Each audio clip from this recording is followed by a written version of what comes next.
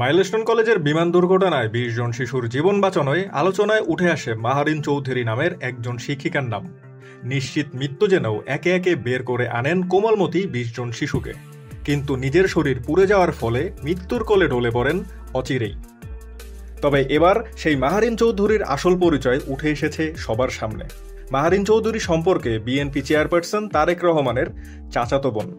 মাহারিন চৌধুরীর বাবা মহিদুর রহমান চৌধুরী সাবেক প্রেসিডেন্ট জিয়াউর রহমানের আপন খালাতো ভাই।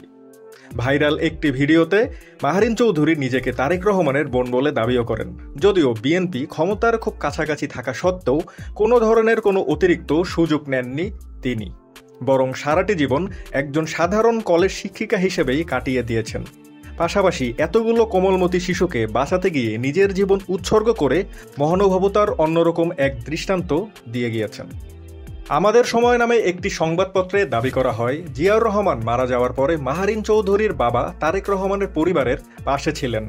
খালেদা জিয়া জেলে থাকা অবস্থায় মাহারিন চৌধুরী নিজ হাতে রান্না করে নিয়ে যেতেন তার জন্য।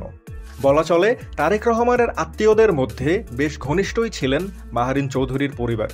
তার সাধারণ জীবনযাপন এবং নিজের জীবন উৎসর্গ করা জিয়া পরিবারের মহানুভবতাকে আবারও সবার সামনে তুলে ধরল। অথচ বিএনপির নেতারা তাদের এই পরিবারের নাম ভাঙিয়ে যা ইচ্ছে তাই করছে।